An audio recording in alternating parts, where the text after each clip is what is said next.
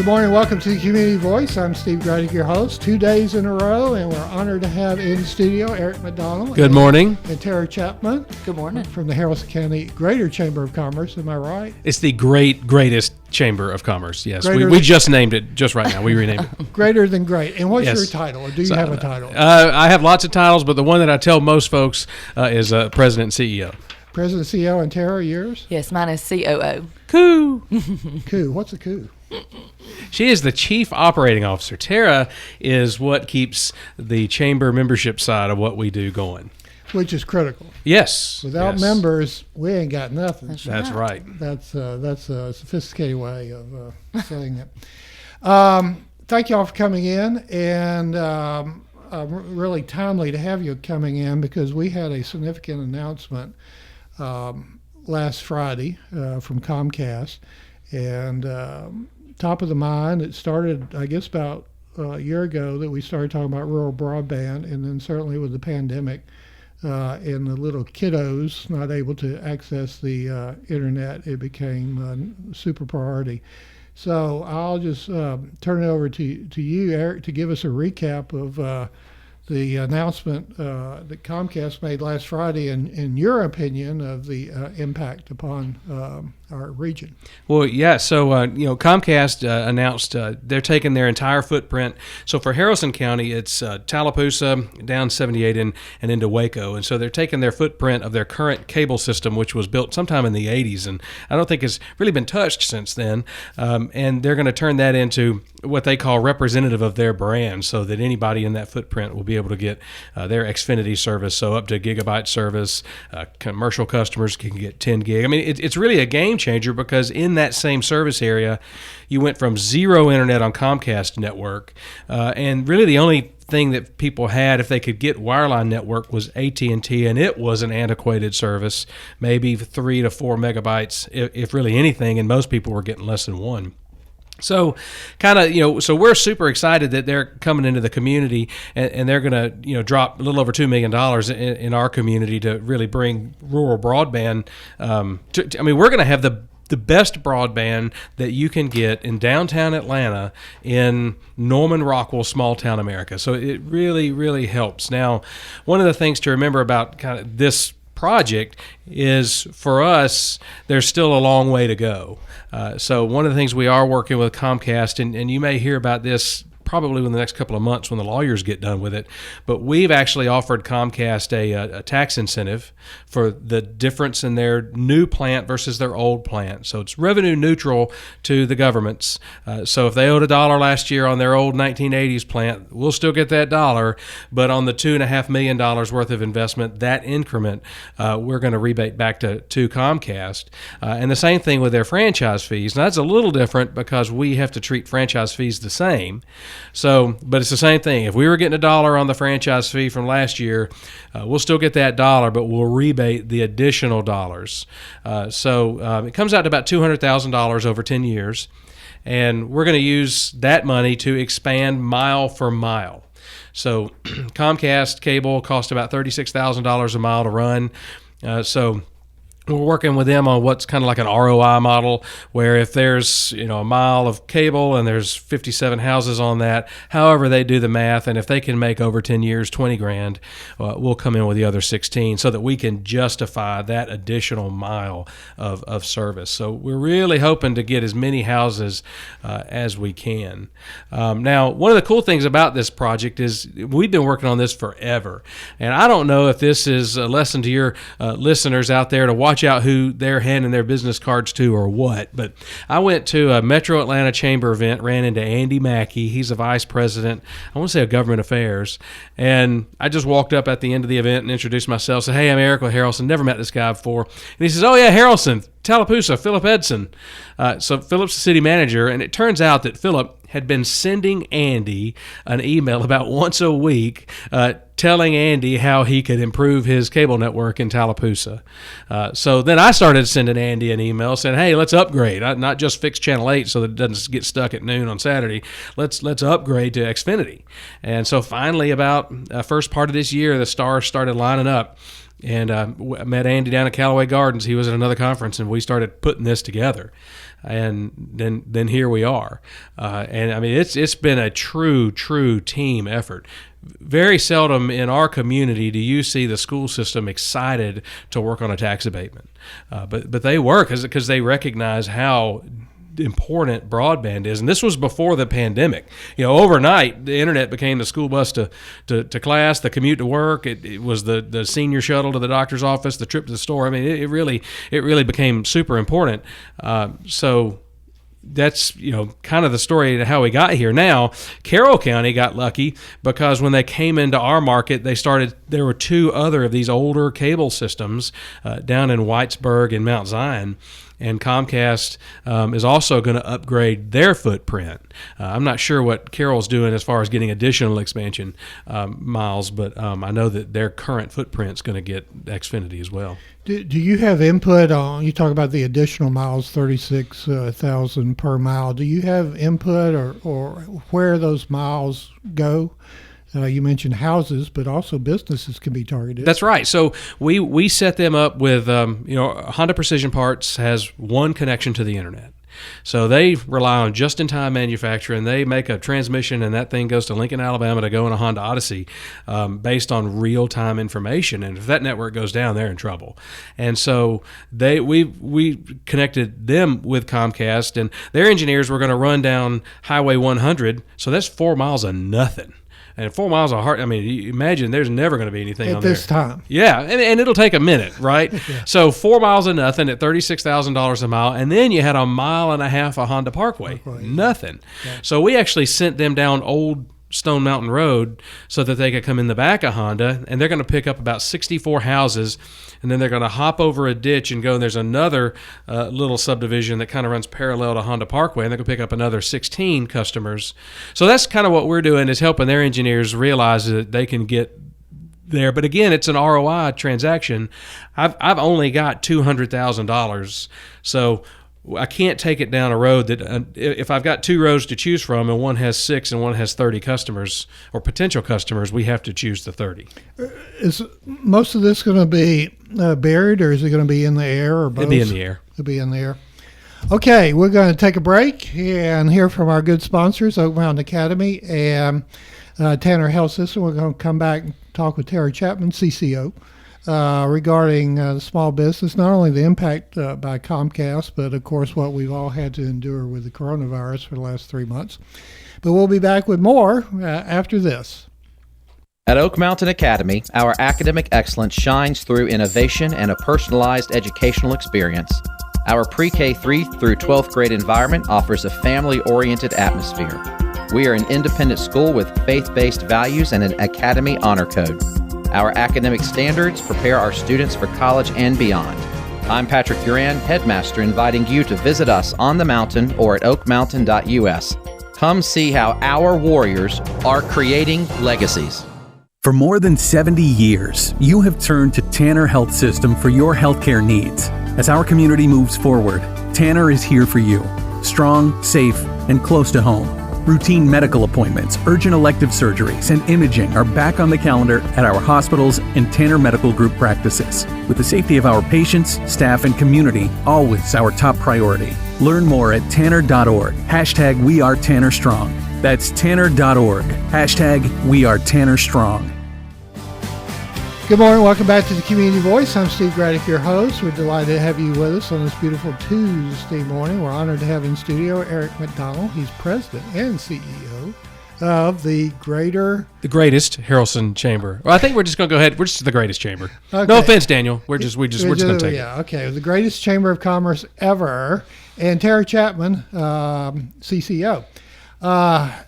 Tara, before we talk about the coronavirus, and what's you're in tune with all the membership, having this new improved internet capability, what can it mean for a small business particularly? Well, I mean, it could mean more business, right? I mean, you know, when you don't have access to your customers, and I think we've seen with coronavirus, when that happened, we all had to kind of reassess kind of what we're doing with our businesses, and we encouraged a lot of our retailers to try to go online.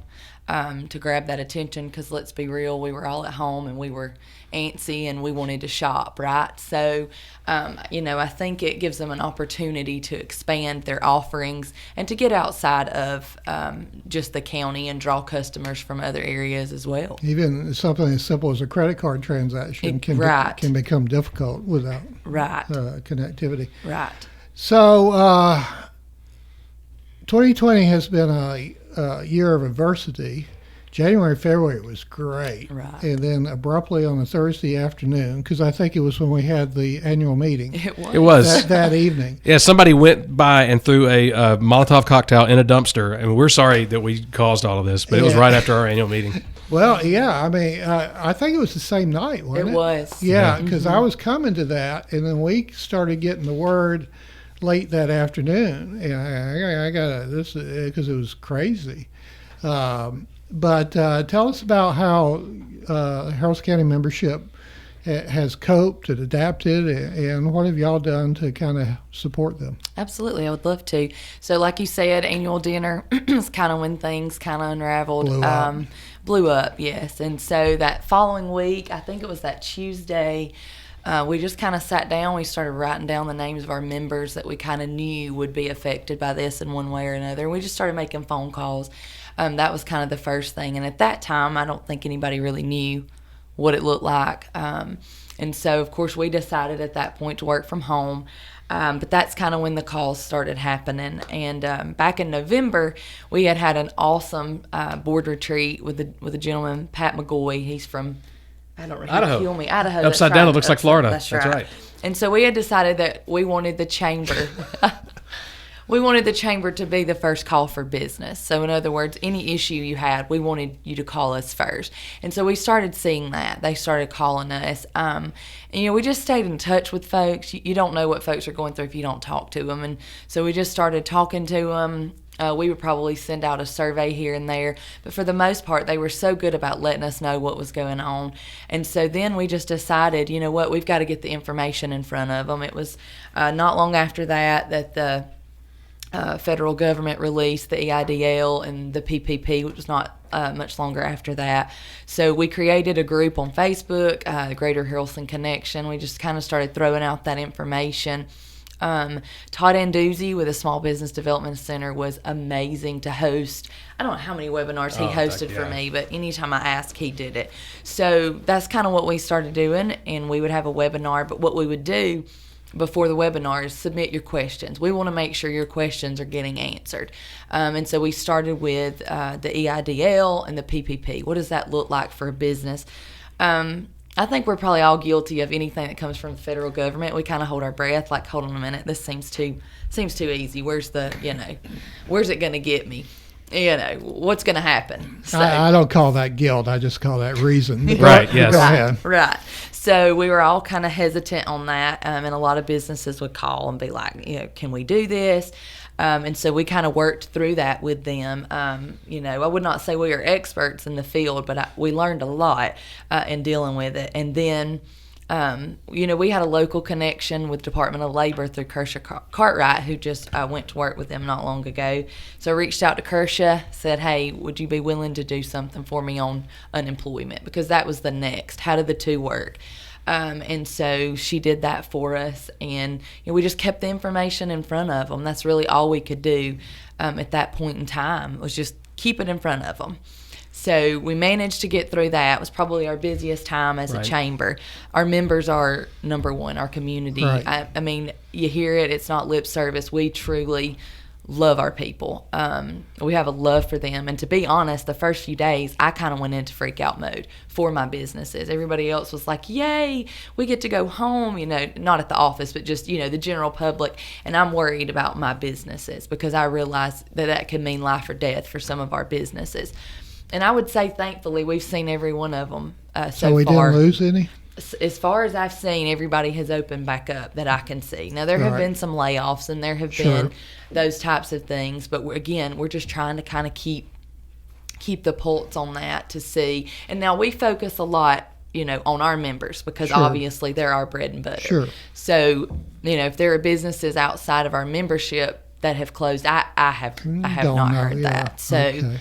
So what you're saying is being a member of the Haralson Chamber, it kept people in business. I don't know. Take it however you would like to take it. But I will tell you this, a member of the chamber, you get a lot of backup. And I feel like that's what we provided for our members. You know, I'd never heard of Zoom prior to this. Ooh. And, you know, now everybody tends to say they're an expert on Zoom. Now that, you know, we've experienced 2 or 3 months of this in these type meetings, how do you weigh or how would you evaluate that in-person meeting as opposed to a Zoom meeting? Do you see that in-person meeting now as being more valuable or less valuable? That's a very good question, Steve. So I think that's I guess that's a personal opinion, and my personal opinion is I thrive off of in-person, but I do see the benefits of Zoom in terms of, you know, board meetings. A lot of the times the reason we have issues recruiting board members is because the time, they can't get there. But if I can now Zoom them in, well, then I may have, you know, access to some potentially good board members who just couldn't devote the time to come sit in a meeting. We have done 3 or 4 board meetings via Zoom, and they have worked perfectly. But I think talking to some of my colleagues in other states that have started hosting some small in-person events, people like that too, and they still need it.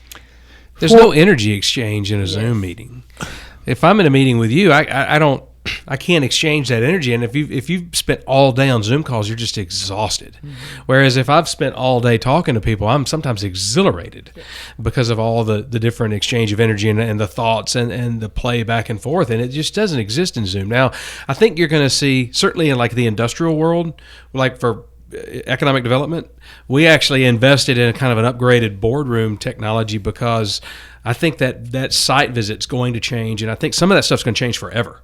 I think you'll always have in-person meetings, but I think that some corporations are comfortable enough with this video conferencing technology to save some of the travel budget.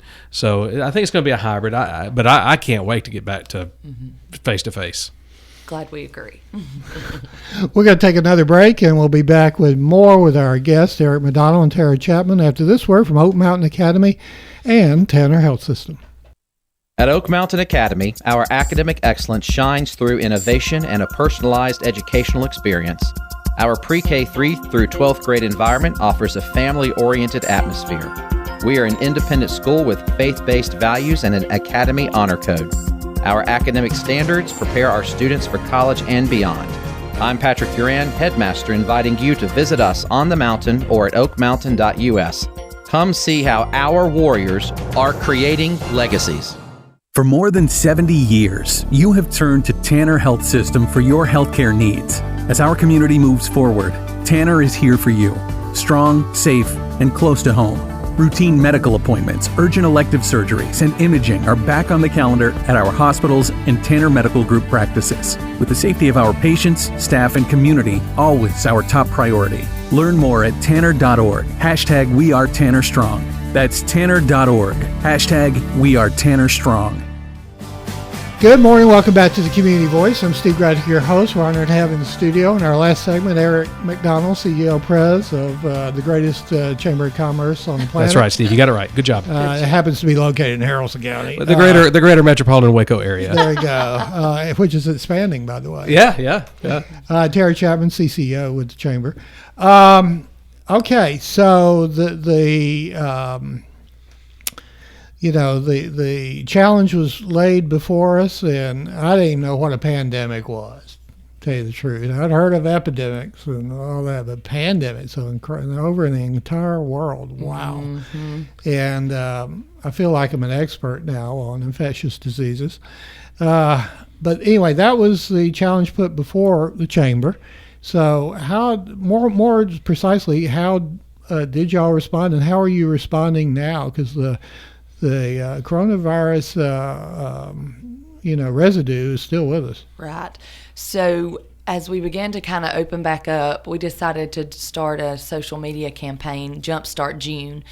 We just want to make people aware of the businesses that are open. So we've started we have a sign, and we've offered to go around to any member that would like us to, and it just says, yes, we're open, just to bring awareness that our members are open for business. They're ready to serve you, and they're ready to do those things. Executive orders continually come from the governor's office, and we have a resource there that shares those with us and kind of breaks them down. So we send those out to our members so that they kind of know what they're looking at for their business. And probably weekly or every 2 weeks, probably now, we're sending out a survey to our members to find out what's affecting them. And mainly what we hear is we just, we need more sales. Just keep throwing us out there in front of people, remind them we're here, and let's work on that. And I guess our recent venture now is to kind of look at PPE equipment. Is that an issue for our businesses? Are they having trouble finding it? We've been made aware of a funding source that could possibly help with that. So we're just trying to figure out what the needs are for our folks that, maybe mess with their operations, or, they haven't budgeted for it, or they can't find it. I'm hearing kind of a mix of we can't find it, or it's a month or 2 months before we can get it, or the price has gone, is 2 or 3 times higher than it was. So it lets us bulk buy too. So, Sewell's in Bremen is actually manufacturing. They sell masks, and they're manufacturing gowns. And they've got some, looks like they've got a chance for some other type of business. So right there in little old Bremen, Georgia, we're sending stuff out to the world. And so they have an ability for us to buy masks in quantity. So if I go to CVS and try to buy masks, they're $2 a piece. And that's what my small businesses are doing, is they're buying them $2 at a time. Whereas I can get them for a lot less if I buy in bulk from Sewell's. And then that way we can kind of divvy that out. And that's just one, Lysol wipes are a big problem to find. Gloves, hand sanitizer, so we drank we've used all the hand sanitizer in our office, but yeah, that's $40 a gallon for hand sanitizer out there. It really, and I think that's going to be moving forward as people open up. This thing's still out there, so you got to protect yourself somehow. So that's what we're working on. If y'all don't mind, I would kind of like to finish up our last segment, kind of taking a broader view of Haralson County and where we are, where you see us be. As both of y'all know, I've been around quite a while. And you couldn't tell it. Not I a think day that's over 20. I've been around quite a while. But anyway, I remember distinctly when NAFTA passed. I came to full time to Haralson County in '87, and I think NAFTA was early '90s. And I just felt like, there goes Arrow, there goes Sewell, Hubbard's gone. Where are we now in 2020 in terms of who is Haralson County? Where are we? What kind of growth are we looking at? What might be imposed upon us? And how is that going to impact the local business owner that has been probably the bread and butter of the chamber membership for all these years? So I'm going to throw the larger world view at both of y'all. If y'all take us out with that, your thoughts on that. Well, Haralson County, the whole South got affected by NAFTA. Haralson was Bremen specifically, but Tallapoosa. Clothing center of the South. Oh, yeah, we were the clothing center of the South, and then all of a sudden that disappeared. Mm-hmm. We had political capital. We had lots of jobs in our community. There was more people during the day than at night, and that changed almost overnight for our community. And it's taken a little while to get over that. Bremen has evolved into a kind of a bedroom community. We're still a bedroom community. 80% of our people leave every day. Same thing with Haralson County. One of the neat statistics about Haralson County, and you look at where people invest with their children, I think that says a lot about what the quality and the strengths of your community. So 7 or 8 years ago, the Haralson County school system had about a 56% graduation rate. They're in the mid to upper 90s. And I wish I had the number. Jerry Bell's probably screaming at his radio right now, but they're one of the top graduation rates now in the state. And so Bremen City also has a very high, it's usually one of the best in the state, depending on what year and what metric. And one of the interesting things that you see was if you look at the tuition kids, where were all the tuition kids coming? 6 years ago, they were predominantly coming from Haralson County. Now they're predominantly coming from east of Haralson County. They're really following the I-20 corridor. So you're starting to see that quality of education go up. And what that means is that more and more younger families are moving to our community, and that's changing the complexion of that retail offering of that customer. I mean, we still send 80% of our people out every day. But that it's changing, it's getting younger, believe it or not. Well, when you say that, I mean, does that trouble either one or both of y'all? 80% seems to me to be a very large number. And we try to get folks to come in. That's one of our big. How do we get industry to come in there, or just jobs in general? I don't know how this pandemic's going to change that with teleworking. I think you might see people choosing that rural quality of life, that small town America, and not having to drive the hour. Maybe that's what kept them from moving this far out. Maybe that's what keeps them here now, because they can work 3 to 4 days a week from home. Right. I'm hearing some of our members that have call centers, they may never open their call center back up. They may keep them at home for the foreseeable future, not because of out of fear, but because of out of productivity. Mm-hmm. I remember some of the plans from previous years, and it talked like basically we'd like to see the growth along 78 and 27. Is that accurate? Is that still accurate in play? It is. You got your retail quarter there at Exit 11 with Bremen. Most of your national chains are going to go there because they want that interstate visibility, and they cluster. They all want to be next to each other. You're starting to see some, your housing growth is usually in the south end of the county. That's where your density is. And that hasn't really changed. Although you're starting to see like Mountain View, which is way up in the north part, people are coming out here and buying 5 acres and building houses. Interestingly enough, then they check for internet, and then we get that phone call that they can't get internet at their house. So that's a whole another fun conversation. But you're starting to see that. But your business growth is going to be concentrated in your cores. Your industrial growth is going to be concentrated along the interstate. And that's where your jobs and all of that. And the people are going to live wherever they want to live. Some like to live close to each other, and some want 50 acres. Mm-hmm. And that's the great thing about Haralson County and even West Georgia. You can get what you want. Mm-hmm. If you want cows or if you want neighbors, you get it. If you want both, you only got to drive 20 minutes. If that. Yeah. So, all right. Well, I'm going to let Tara take us out. Why is it a good idea to be a member of the Haralson County, the Greater Haralson County Chamber of Commerce? Greatest, Steve. The greatest. The greatest. I'll get it right I feel like eventually. saying this is the greatest show. So tell us. That's kind of the operative question. You're a new business owner. You come in, every dime matters. You gotta buy a business license for the county or pay that fee, and you got your chamber dues. Every little thing adds up. So, what kind of value are we going to get as a member of the chamber? Well, what I like to say is that you have a core group of people that are going to fight for you. We're there when you need us, and I feel like we've really shown that through the pandemic. Can I interrupt? Because sure. To me, it's always being a small business owner or entrepreneur. It's really an emotional, psychological. It is a fight. It is. Every day is a challenge, and most people don't understand or realize what a small business owner, retailer, entrepreneur goes through just to make the payroll. Right. So anyway, it's a sleepless night. If we can get you an extra 10 minutes of sleep just for not having to worry about one thing, I mean, that's what we do, right? Yeah. We like to say if there's a problem, we want to offer a solution. We don't want to add to your problem.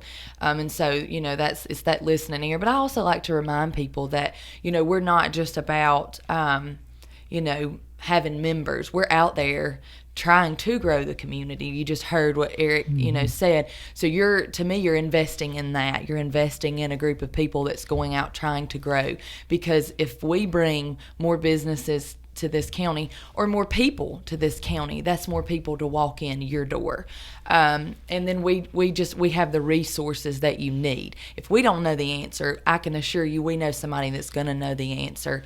exposure, networking, obviously those, but I don't like to focus on those. I like to focus on the fact that we believe in our community, we believe in our members, and we're out there fighting for them and supporting them. And you won't find a better group of people as our membership that just, I love when people call me, hey, what member does this? I want to make sure I use a member. We try to push that. We push by local, obviously, but it's also by chamber, because those folks are investing in the community in more ways than one. And sometimes people don't see that. The internet fight. Eric has been dealing with that for a year or more. Those types of things, when you invest in us, you're investing in us working for you. Very well said. And if people want more information or want to join up with the Greater Haralson Chamber. That's right. Go to haralson.org if you have internet. If not, just give us a call. 770-537-5594. Thank you. You're welcome. Oh, that was great. Went right back and forth. And congratulations again for the Comcast announcement. That's pretty sweet. So thank you to Eric McDonald and Tara Chapman. And we thank you for listening to the Community Voice here on WLBB Carrollton. Thanks.